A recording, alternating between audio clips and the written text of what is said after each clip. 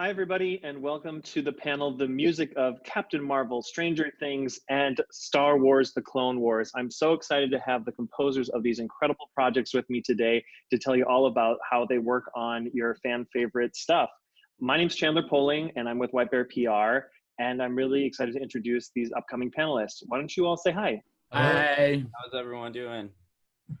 Why don't you introduce yourselves as we're in this kind of Zoom quarantine land so that your face pops up and you can say a little bit about who you are and where you're at right now. Hi, my name is Pinar Toprak. I'm a composer of Captain Marvel and amongst other things. And I'm in my studio in Los Angeles right now, which is kind of what I do even when I'm not quarantined. This is very normal life. So yeah. And I'm in Austin, Texas, in a similar situation. I work with Michael on the Stranger Things music.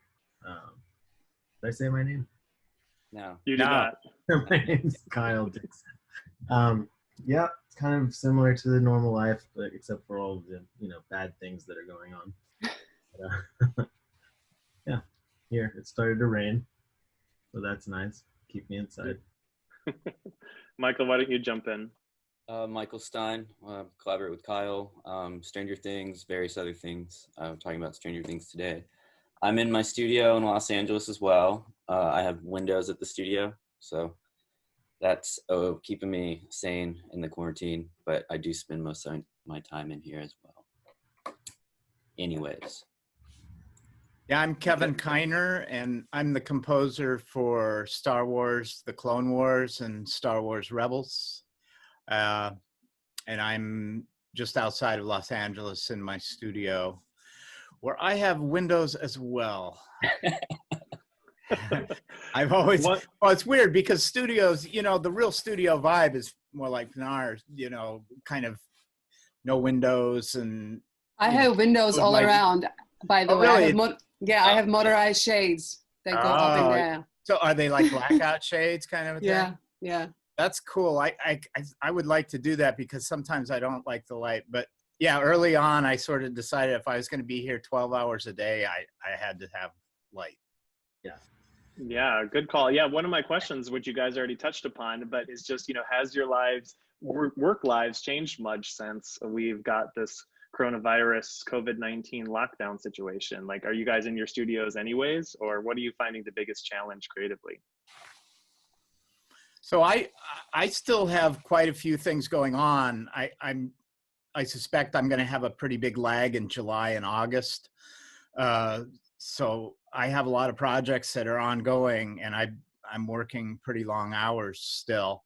The big change for me is I'm not able to have my assistant here, or like studio tech and my mixer. My mixer most of the time mixes off-site, but sometimes he comes in if I'm doing some parts. And we record live musicians for the Star Wars projects. So that's been the biggest challenge, having to do things myself. Any other changes in your work lives, so to speak, right now? So I'm feeling some of those similar things with the assistants and, just having to do things kind of yourself. But Kyle and I are kind of between some projects, so we're getting to revert back to some stuff like working on our Survive album and things that we haven't done, knowing that we have some projects in the future. But, with production super slow, there's not a whole lot of interviews or jobs out there at the moment, so kind of reverting inward, going back to some stuff. Now, I have a question for you guys regarding sci-fi and fantasy. Were you always into comics or science fiction growing up, or what about writing music for this genre kind of excites you? My first crush was Superman, so that's kind of where it all began. I loved comic books growing up. And the genre I loved watching, I still do love watching this genre of films and TV shows very much. So, I try to approach it from a fan point of view as much as I can. What would I want to hear as a fan? And also trying to to honor the genre as much as possible. Yeah, that's cool. I mean, I went to, for Star Wars, I went to every midnight showing there was, except I don't think A New Hope had midnight showing, but I mean, 77, I know the line was all around the block in Westwood for A New Hope. I don't know if you remember, I was a fan of Superman, you know, was kind of that era too. And again, that was John Williams, which is the one thing that I you know, am tasked with sounding similar to him a lot of the time. Do you remember I think the promotion for Superman was with the Christopher Reeve was, "You'll believe a man can fly." Yeah, I was just like, oh man, I gotta go. I gotta see that. Cool. Yeah, what about you, Kyle and Michael? You guys into sci-fi and fantasy before you got involved in Stranger Things? Sci-fi probably more so than fantasy. I mean, I grew up with comic books and everything. I had, you know, a stack of stuff that I think my mom just recently found, which would be interesting to go back through.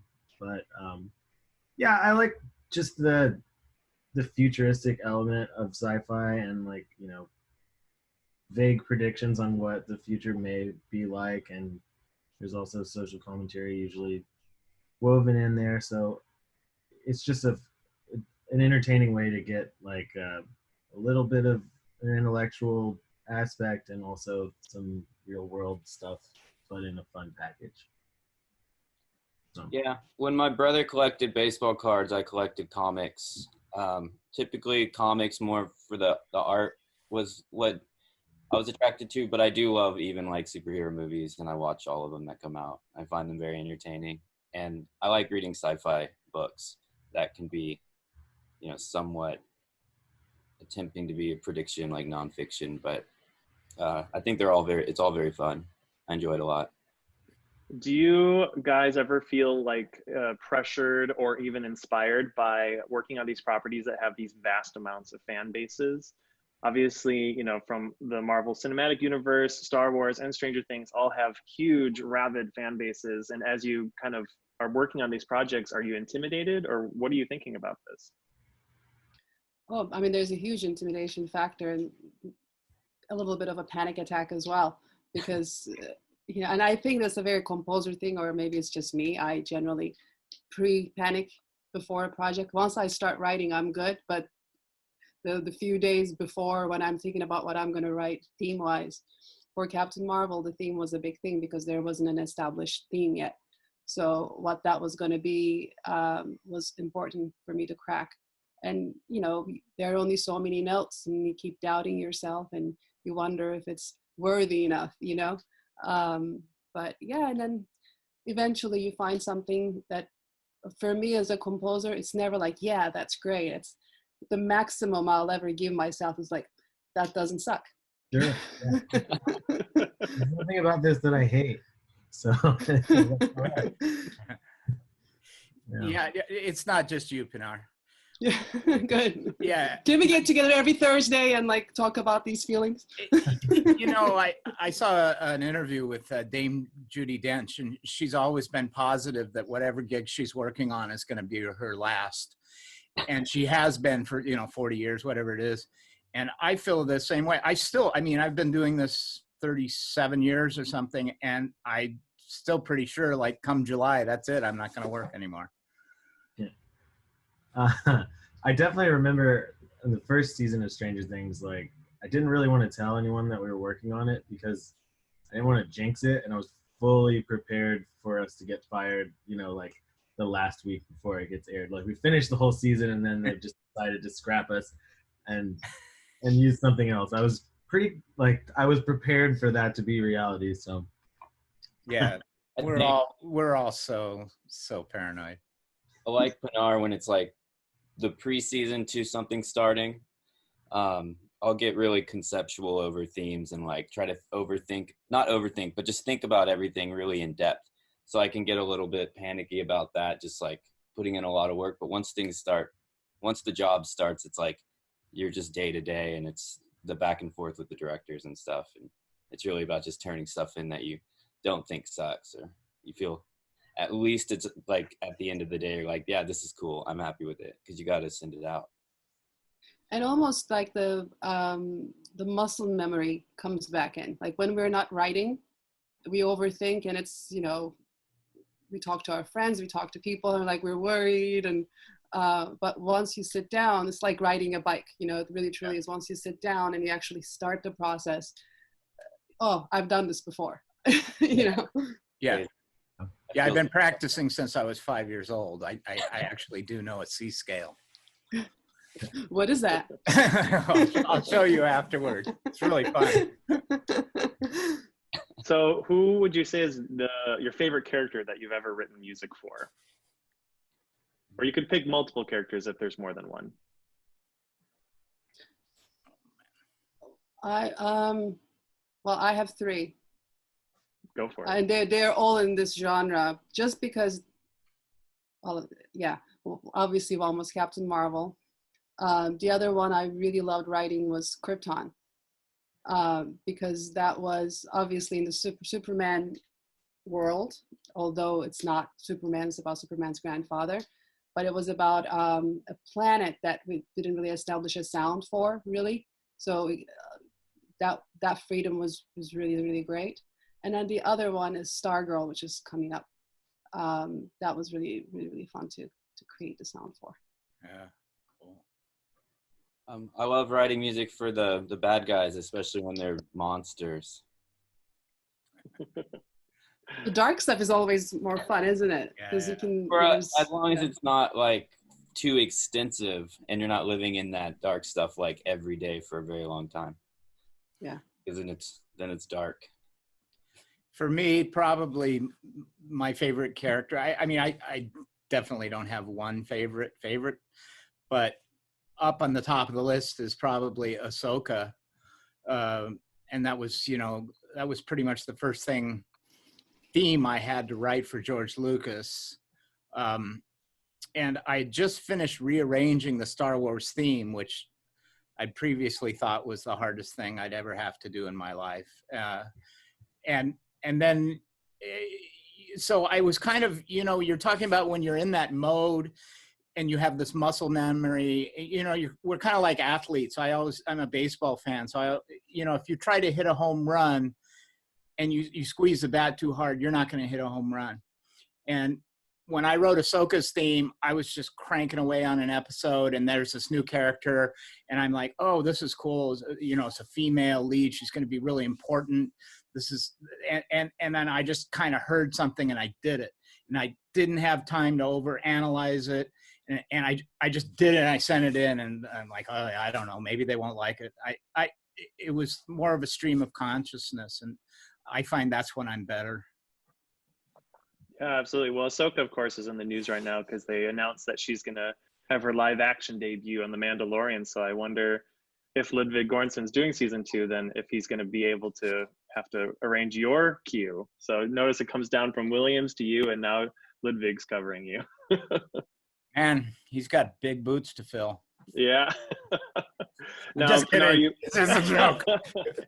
Pinar, you brought up an interesting point. You have scored music for both big comic book houses from Marvel and DC. And I just wanted to know, is there any sort of instruction you're getting from them on tone? Like, do you find a vast difference? Or, you know, what can you say from you know, being in both homes? Yes, I mean, I think, you know, probably most fans can kind of identify the overall lighter, darker tone in general, how the films have been made. For me, I think, no, I mean, because throughout, when I look at Captain Marvel too, it's all, we've had some really fun moments, pretty dark moments too. So I had kind of a big canvas to work with. So it's really project specific, I'd say. I see. And Kyle and Michael on Stranger Things, did you guys get any sort of footage beforehand when you started writing music, or were you writing music away from picture, or how were you approaching, especially in this last season 3? Oh. last season we really just started like right when production came in and when edits were turning over. It was less doing any pre-work. We didn't have a whole lot of time to do stuff before we actually were getting full episodes with this last season.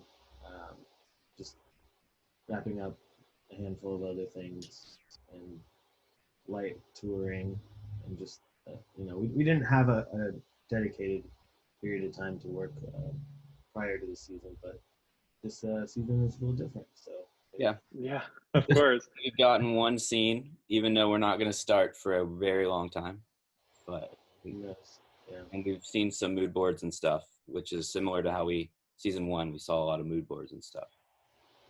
Do you prefer to work that way, to picture, or do you like the freedom now that you have to kind of experiment?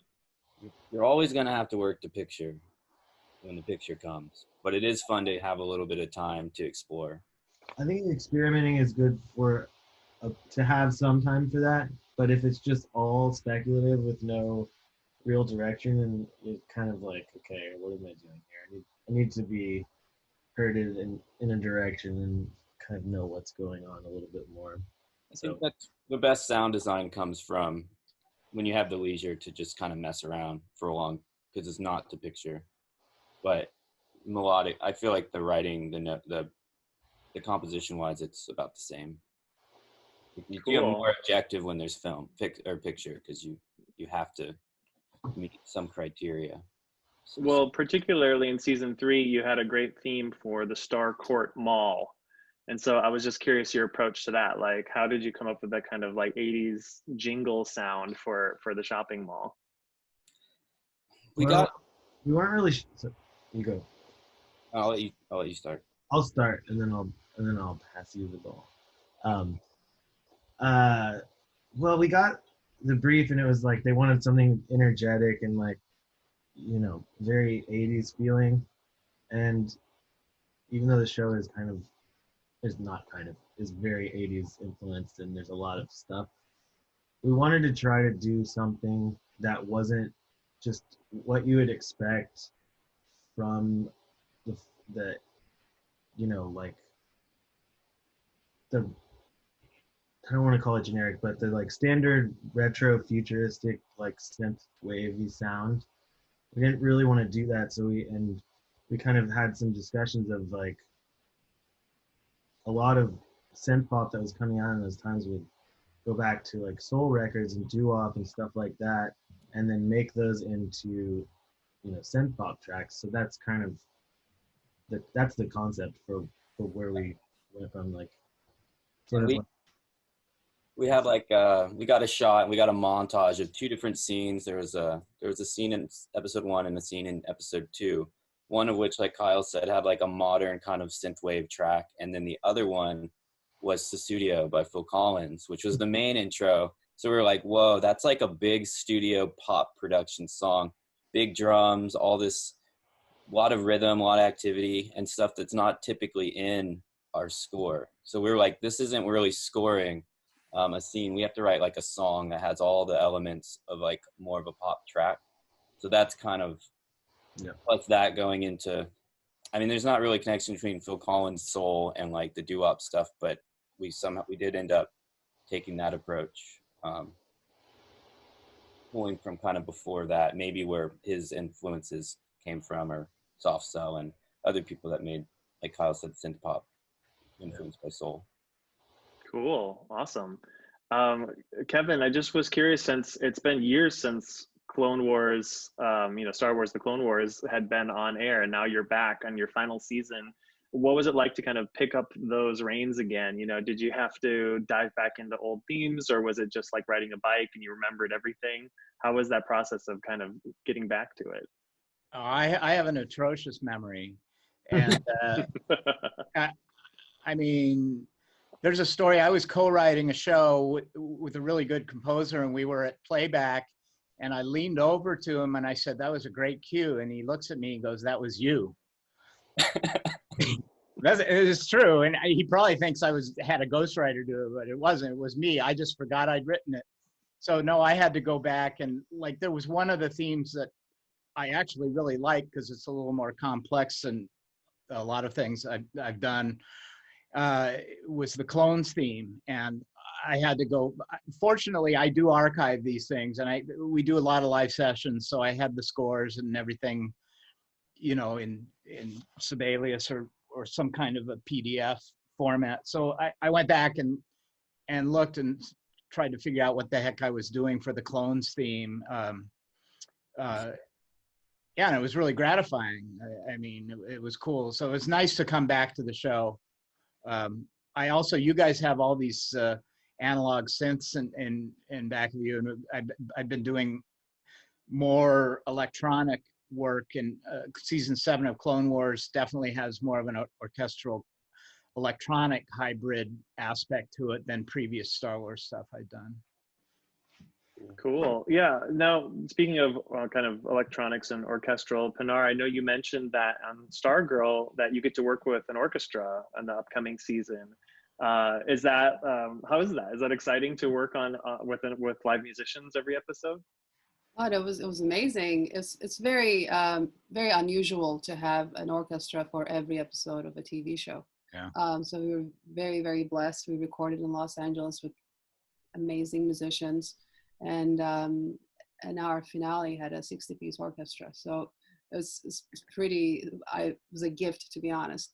But the style of writing when Jeff Johns was the creator of the show and the character Stargirl, he and I had our first meeting about what kind of score we're looking for, and without giving away too much, it needed to have that organic, because the style of writing, there are certain things that will sound just fine when it's just a mock-up, but there's certain kind of writing that just is very difficult to do, or it just doesn't sound that great when you have, you know, I want to say kind of even the action writing is a little bit more older school, I would say, you know, think more like Back to the Future type stuff. And it was great. He made it happen for us, and we're very, very blessed that we were able to work with live musicians every episode. And speaking of live musicians, I know both, well, Kevin, you've had your music performed live. I think, Pinar, you probably have had your music performed live as well. And Kyle and Michael performed their own music live. Like, what is that whole live concert experience? Like, are you guys loving this kind of new composer hybrid rock star lifestyle? Or tell us a little bit about it. Well, I'll tell you, because mine is not very glorious. Okay. So I wrote the theme for Epcot, and it's going to be, you guys might hear the theme now on YouTube, but I had to unveil the theme. They told me, we have this idea, we were going to play the theme with the video and everything during D23, but we have this idea, we want you to perform the theme. And I was like, okay, great, what's this, how many people? Oh, 7,000 people, and live stream and everything. I don't perform. I have severe performance anxiety. So I actually had a legitimate panic attack. I went to the hospital the day before the first rehearsal at Disneyland. Wow. And that's, because I was just I went to a conservatory growing up since I was a tiny little kid. And we used to have these like jury performances several times a year. And it was like, imagine like the Last Supper, and you're a little kid with your instrument going, and like all these people watching you and judging every single note. So I built this performance anxiety. But interestingly enough, when I actually performed, not the rehearsals, I was a nervous wreck, but the actual performance, something happened, and it was amazing. I didn't want to get off stage. And that's when I understood how people get addicted to performing and sharing that music live with people. But the rehearsals, I was awful. Yeah, for myself, it's so cool that you're honest and open about that. I mean, I've had crazy jitters, especially. I mean, I grew up playing, in rock bands and stuff, and so I've never had a problem with that. And I conduct on my sessions, and I conduct orchestras for live performances of some of the Star Wars stuff. But I mean, honestly, I'm not the greatest conductor. I mean, if you play trombone, you practice trombone every day. And if you conduct every day. And that's how you get good at it. So usually I try to only conduct a little bit. And then I'll play guitar. And I've made up guitar parts, which actually have no place in a lot of the Star Wars music. But it's just so that I can jam and play with the orchestra and maybe have some percussion that I'm sitting next to, and I'm just way more comfortable doing that, and it's fun for me too. I mean, that's where it's really fun when I get to play. I really dig that. But conducting's a little tough. Conducting, I think, for a lot of composers, because we're for those who don't perform regularly, we're just in a room by ourselves all the time, and when we have these live sessions, that's the only time, unless you're normally a performer, that you feel like you're part of a band. You're part of that, making that music together experience. Otherwise, everything happens by ourselves. So I do love conducting, even though that makes me nervous too. I've gotten better over the years, but yeah, it's a beautiful, beautiful thing, especially that very first time you get on the podium and musicians play the thing that I wrote in my pajamas. It's a beautiful feeling. Well, I haven't Michael? conducted anything, so there's that. We'll get that out of the way. For us, I enjoy performing live, and surprisingly, it's not really very fun to watch people play synthesizers. It kind of just looks like you're sitting there.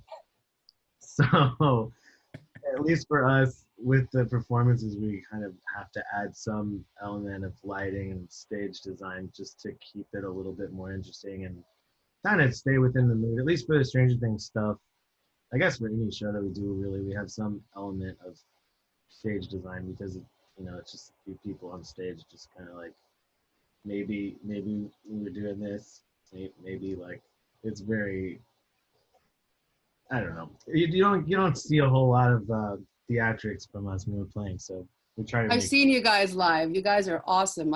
Fantastic shows. Yeah, I've seen you live. Don't sell yourself short. Your shows are fantastic. Really, really fun. Well, Thanks. I don't think. It's fun to get to take our show on the road and play it for different parts of the world, and getting to travel and go places that I've never been. I think the traveling is, and actually going to places, seeing new places is my favorite part about it. I do get a little performance anxiety, mainly when there's downtime and like I don't have a part to be performing in the moment. Like, I like to be doing something on stage. If I've been sitting there for a minute without doing something, I start to get a little nervous. Sort of similar to what you were talking about in writing, huh? It's the same kind of, like, once you're composing, you're in it, then it's, you're not getting nervous because you're part of the process. But when we're thinking about it is what's the worst part. Yeah, totally. So do you guys know what an Easter egg is, if I say that word, like that term? Do you ever leave like music or audio Easter eggs inside your projects? Little like clues for audiences to pick up on, or callbacks to certain characters or moments? I feel like we have done I that. definitely do it. I'm trying to think of specifics. I'm trying to think of an example. I've done that on Krypton. Little Superman hint Easter eggs with various things, and I always loved it when people picked up on it because they were quite subtle. I can't think of others. You do it a lot when you're writing themes, to try to interweave the motifs, sometimes even in like an abstract way, just to see if anyone can recall that moment from like season 1 coming back because there's a connection or something. Mm-hmm. But we've started playing like a Johan Johansson song live just in our set from Mandy, which is sort of an Easter egg for the people in the audience, because our cover version sounds like us. So hopefully people realize we're playing someone else's song. But yeah. Kevin, do you get to throw in any callbacks or any secret musical moments? I mean, so I've done this a number of times, but the classic thing that everybody might know. And it's not from me, it's from John Williams, but when he did Padme and Anakin's love theme, at the end of it, you hear the dun dun dun dun dun dun. Not even that much of it. You just hear the dun dun dun dun. It's kind of the last phrase in this really luscious love theme, you know. And you go back to the master. I mean, probably the greatest film composer in the history of composing for film, and that's the best example of doing that correctly. And I've done similar stuff. I do it with Ahsoka's theme. I do it with the Clones theme. I do it like Grievous and Maul. All those characters, I will weave different things in and out depending on the scene. And even when that character, say if Ahsoka is not even in the scene, but if there's something that's pertaining to her, you know, and that we don't know yet, then I'll weave in her theme because it's foreshadowing what's going to happen. Right. Awesome. Yeah, I love little Easter eggs or little, you know, hidden gems for audiences and fans to pick up on. I almost forgot the biggest Easter egg of all. If you play all 3 of the soundtracks backwards, it tells you what happens in season 4. Wow. I mean, with lyrics. Surprise. Yes. People will be doing that now. Yeah, I know. People are literally going to go and listen to them backwards. Well, you can actually listen to them backwards because they're all available on vinyl, so you can actually figure it out. It makes it a little scarier if you pitch them down too, so I would recommend doing that. But you have to think. Anyway. Well, my last question for you guys before I let you go is, what's a dream project for you? Like, whether it's a Marvel Cinematic movie or if there's a specific character or comic book property, like what in the kind of sci-fi fantasy world is something that you would love to score? I guess I'll go first. I feel like I'm sort of doing my dream projects. I mean, I get to work on Star Wars. I'm currently scoring Doom Patrol right now, which is like one of the smartest and most amazing shows I've ever worked on. Titans is really, really fun. And, you know, all of a sudden Batman and Robin are there. It's like, oh my gosh, I get to, I'm starting Narcos just this week, season 6 or season 3, Narcos Mexico. So I mean, I'm sort of, for me, I really love where I'm at. I really love what I get to do. I get to use a real orchestra with Clone Wars, and yeah, it's pretty cool. Awesome. I'll go. Go. Yeah, I try. Let's see. For me, it's more of a dream career, dream life than a dream project, because I have a bit of a musical ADD situation, so I don't like to do the same thing over and over again. I like being able to write different, not only just different genres, but you know, whether it's video games, TV, films, or you know, theme park or whatever, just something different, and also anything that's going to challenge me. It's going to make me wonder, almost doubt whether I can do it or not in the beginning. And then just challenge me to think and operate in a different way. That's really exciting, whether, you know, that's for a superhero movie or something else. That doesn't really matter. But that challenge, I think, in varieties is what I'm looking for. Cool. I sort of have to agree a lot with that. You just, with sci-fi in general or superhero stuff, you get to explore a lot of different sonic like areas, territory, and you know, with characters, there's a lot of origin stories, so they can come from all these different backgrounds and places, and you get to explore a lot of things that aren't just one genre. And then for me, I just love exploring sound and different sonic possibilities and different instruments. So I feel like in that world of composing, you get to combine a lot of different elements. which is exciting. The thing that I want to do doesn't exist yet, but I really want it to happen, and I'm sorry I can't tell you what it is. Intergalactic scoring sessions. Yeah.